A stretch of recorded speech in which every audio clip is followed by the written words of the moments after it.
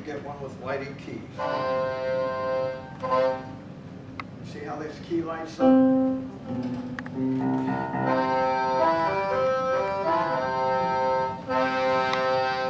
Okay. The advantage of a lighted key is that when you really play music, you're playing what is called muscle memory. I use an example. There's a boy that lives half a block from us. Every day he's out there shooting a basketball. In one day, I don't know how many times he's shooting that basketball. Probably 200 or 300. He's out there every day.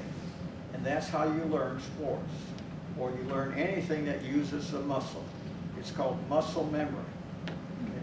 So the more you do it with those muscles, pretty soon the muscles will be telling the brain what to do. When I play the button for accordion, for example, it's all muscle memory. My muscles have learned it. I really don't even think about it. You walk around talking, and your hands are, what fingers are doing the walking. Okay? So the lighted keys are to give you that muscle memory approach that you need. Because if you keep reading music all the time and looking at it like this here, you're not really training the muscles a lot. The other way trains your brain, but with the lighted keys, you're training muscles. Okay? Let me just show you an example.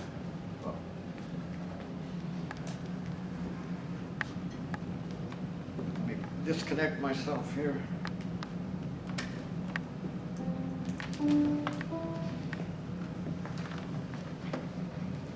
Now we can put into these keyboards anything we want, okay, in different ways. This one, that one will connect to this. This connects to a computer, so I've got them for different reasons. So here's one of the songs that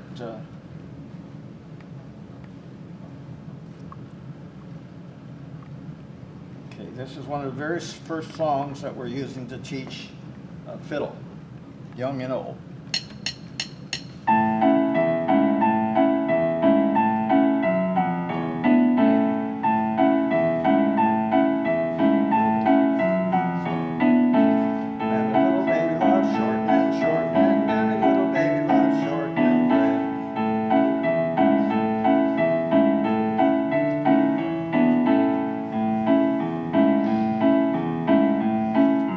Rhythm only. So you would be playing a fiddle or guitar along with that. That would be bass and guitar playing.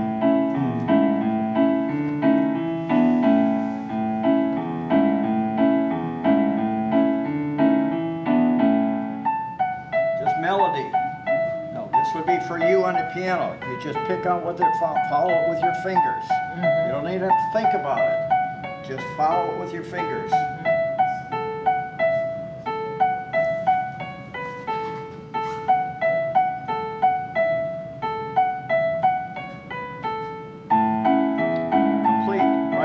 Left hand again.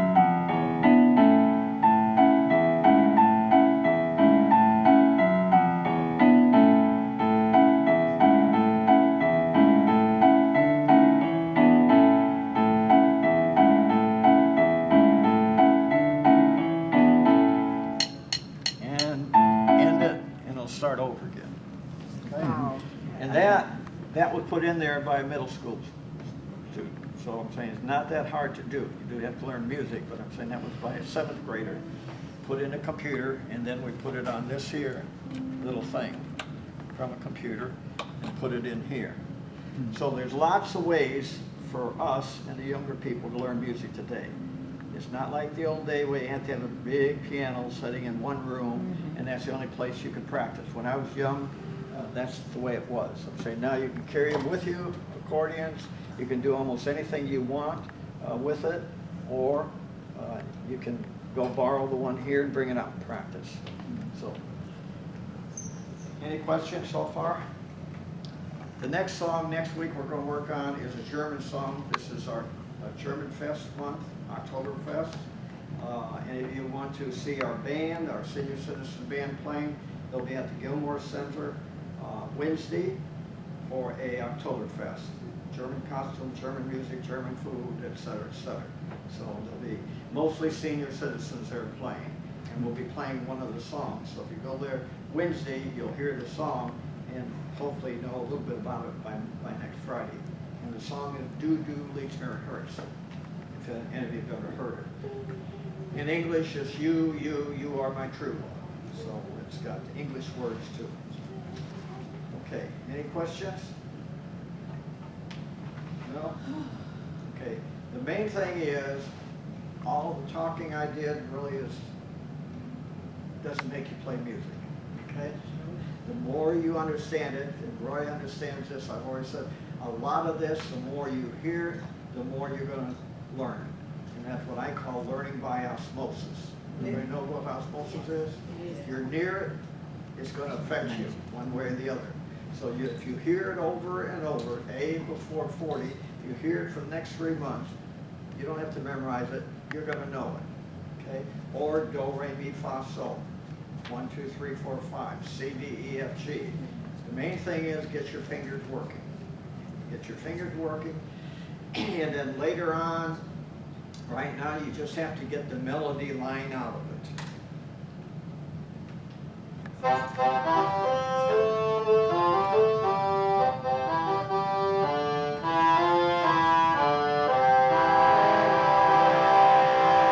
Okay.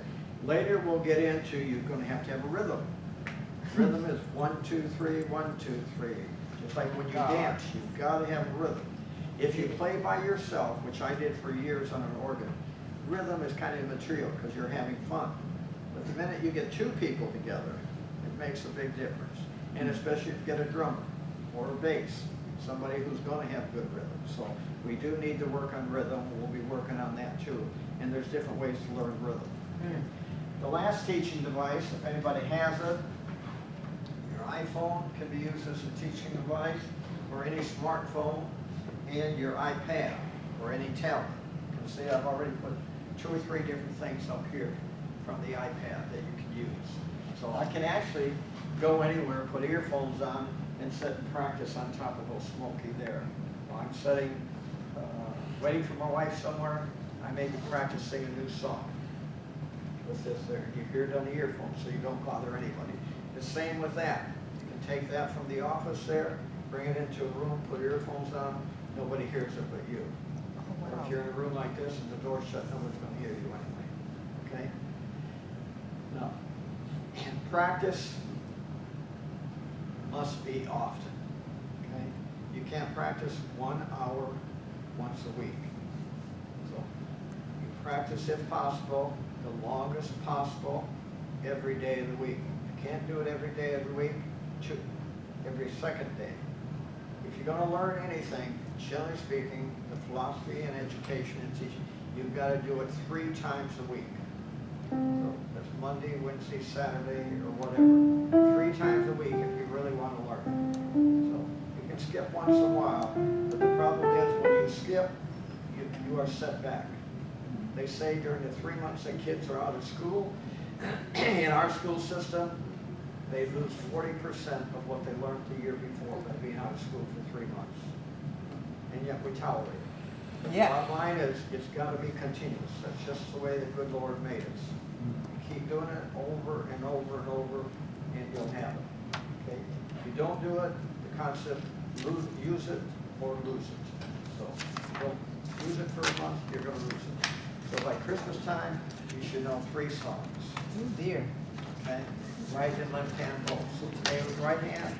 Next week we're going to work on the left hand of the same scale, C.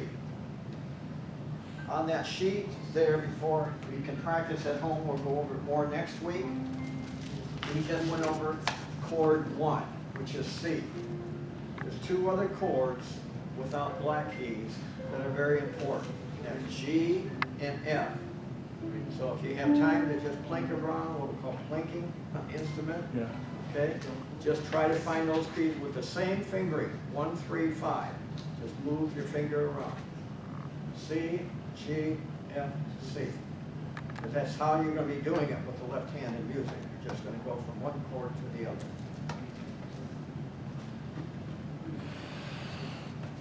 Okay, any questions? Ellen?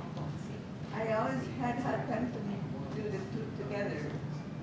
We'll work on the 2 together. First you work on right hand and left hand, and then put them together. So, okay, any questions here? No? We'll see you Friday. Good luck. Henrietta, any questions over there? No, Yeah. I think so.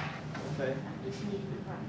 And again, if you want to review this by Sunday, this should be up on the web, everything that was said here. So if you do have a computer, if not, Roy is our computer expert in Lion Park here. He gives classes every Wednesday. Just ask him to help you and you'll be learning all this, how to do it with computer technology too. We are teaching, this is when we put that in there, it's not just a keyboard, this is MIDI keyboard, which means it's a computer. So a lot of stuff can be done on a computer, and a lot of things that we will teach will be available on the computer. Okay? Okay? See you next Friday.